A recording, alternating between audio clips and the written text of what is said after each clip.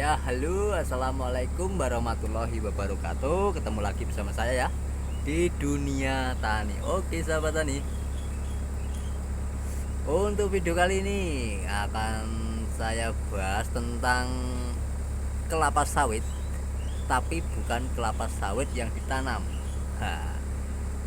Kira-kira apa? Oke. Jadi gini, sebelum kita ke pembahasan pokok, pernahkah Anda melihat kelapa sawit atau anak sawit ya, anak sawit ya, atau namanya kentosan? Kentosan ini kenapa kok tidak ditanam tapi kok bisa subur dan hijau dan bagus gitu loh, bahkan dia kadang bisa berbuah. Itu apa alasannya? Nah, itu yang akan kami jelaskan di video kali ini. Oke. Sahabat tani, sahabat pekebun kelapa sawit, sebenarnya sawit ini itu gimana ya, ini bicara tentang akar lagi, akar kelapa sawit.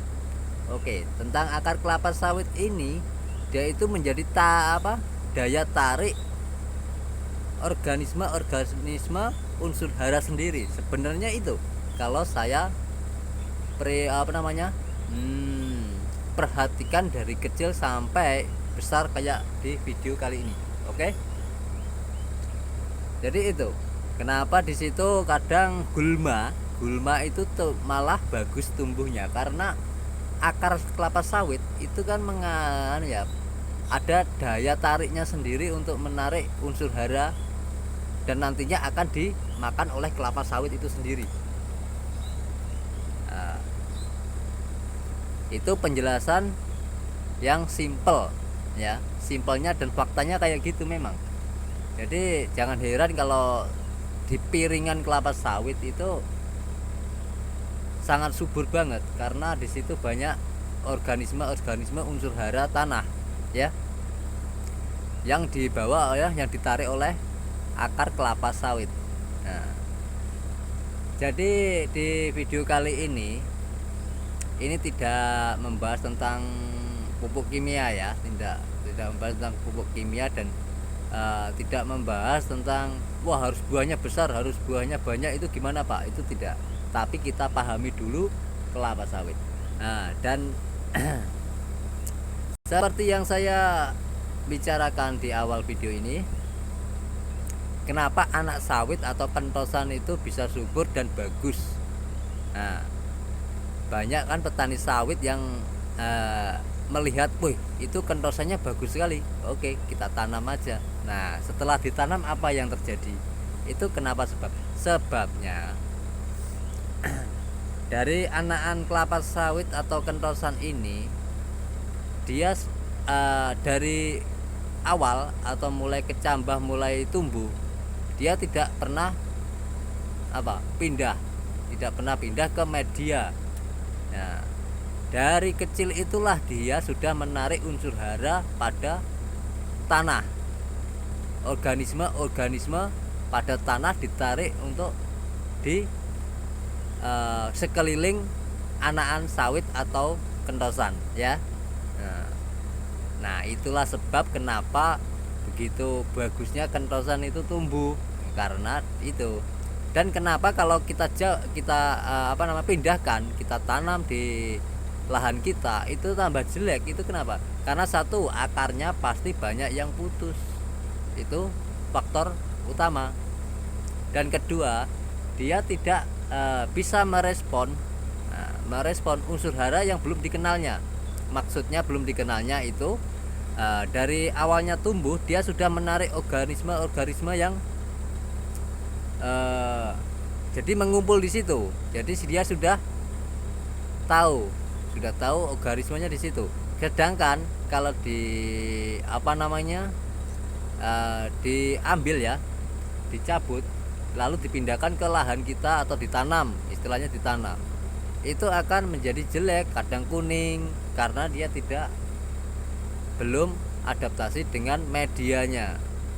Yang awalnya itu dari awal sampai besarnya dia subur, karena dari awalnya sudah dibentuk organisme atau unsur hara di dalam tanah itu, di sekeliling kentosan itu. Oke.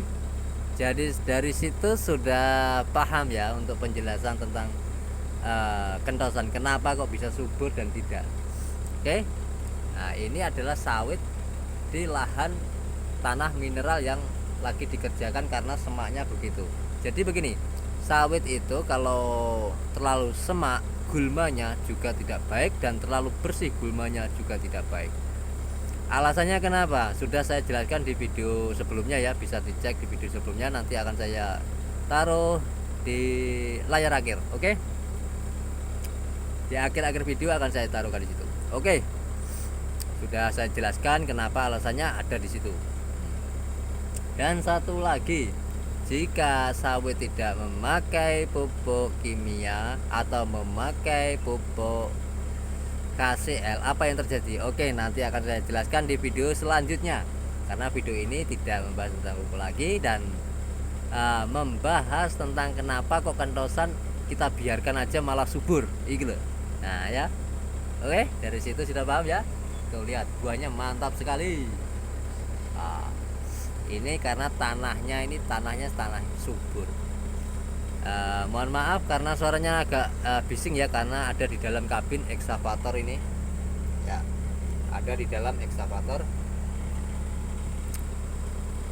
Oke, semoga itu bermanfaat dan membantu bagi petani yang belum tahu kenapa kok kentosan itu bisa subur, itu kenapa, padahal tidak dipupuk, tidak diapa, karena akar kelapa sawit, sekali lagi, akar kelapa sawit itu bisa menarik daya atau organisme dalam unsur hara tanah. Jadi supaya ngumpul di bawahnya kentosan itu.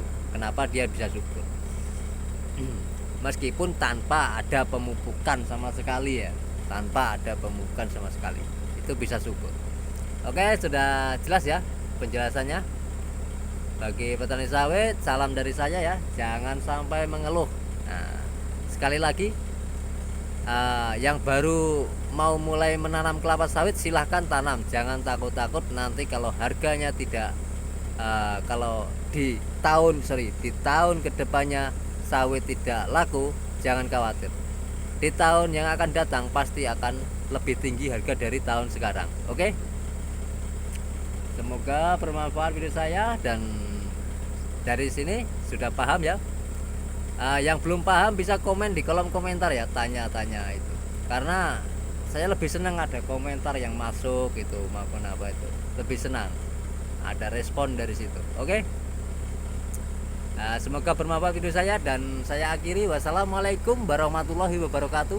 Salam sejahtera bagi petani sawit, salam cerdas bagi petani sawit. Oke.